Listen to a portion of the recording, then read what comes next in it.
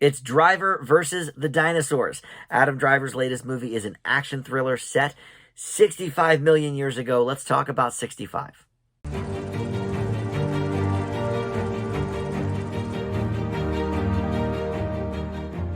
Hey guys, Dan here. This is Dan Reviews It. Welcome to my spoiler-free review for the new action thriller sci-fi film 65. It's playing in theaters right now, and probably a decent place to see it because one thing this movie might have going for it is, some big visuals that you may lose a little something on a smaller screen. So something perhaps to check out at the cinema. But before we launch into my thoughts on this movie, I want to welcome you into Dan Reviews It. Thank you for finding this video. I've got tons of great stuff on the channel. I try to post something just about every day, be it movie or TV related. And please consider subscribing down below.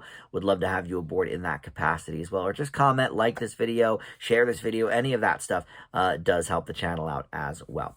All right, so Adam Driver is not the only person in this movie, but he's one of them. It's a cast of few, and we'll get to sort of the details on that. But it starts out on this other planet called Samaris 65 million years ago, and this pilot, played by Adam Driver, convinces his wife that he should take on this 2-year space expedition to earn money for their daughter's illness. And the daughter here, played by Chloe Coleman. And he crash lands on what ends up being Earth during the Cretaceous period.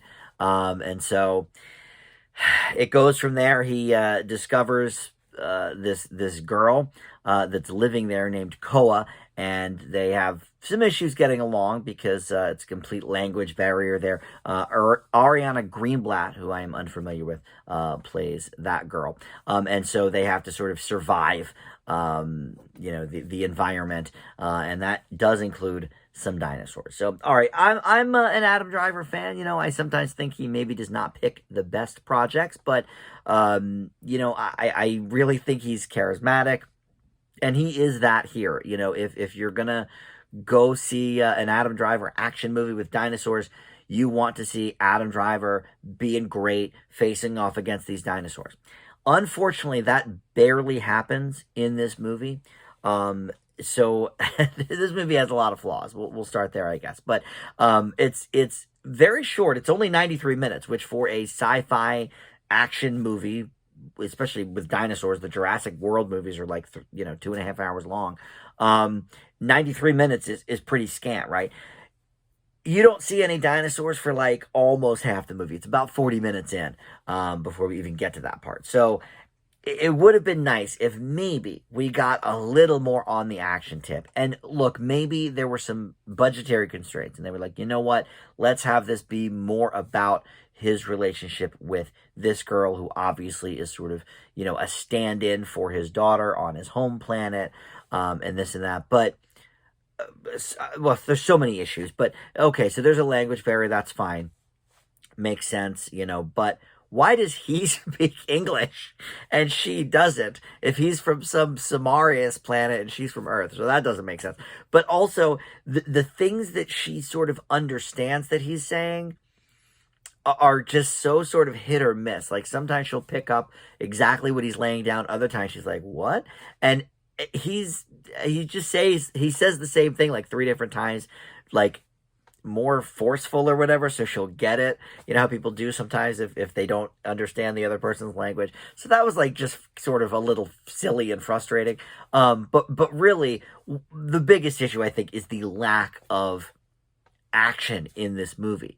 And it sort of got, not great reviews by the critics, but I went into it with an open mind because I thought, you know what, it's short enough, certainly, that maybe I'll get invested right away, but everything takes so long to transpire, and then a couple things happen, and then the movie's kind of over. It's weird. Like, I don't know, a movie like this, I think, is kind of an epic, right? It doesn't have to be 2.5 hours, but you could put another 20 minutes in there of some other harrowing things happening. It's almost like basically they need to try and evacuate the planet because this asteroid is hurtling towards it. And so it becomes sort of a let's get from point A to point B kind of a movie.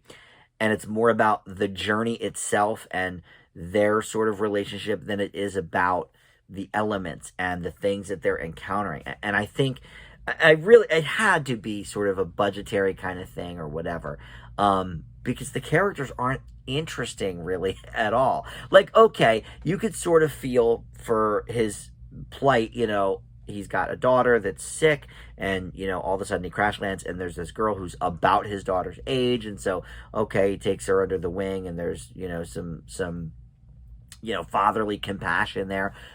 I can get that, but I think it's sort of hard to dive into getting to know these characters when there's a lot of scenes of just sort of them walking and not really communicating because they can't. So it just seemed like a lot of missed opportunities in this movie. And so I don't know. I think the short runtime could be a bonus because it's not that great of a movie.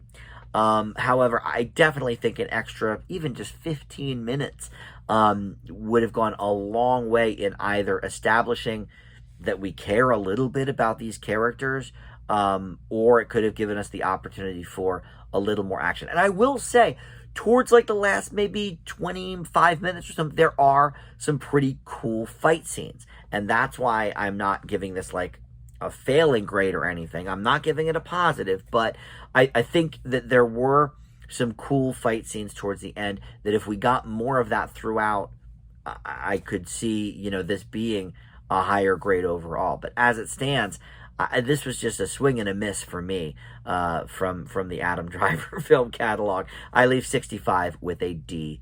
All right, thanks so much for watching. We'll see you back here next time on Dan Reviews It. Bye.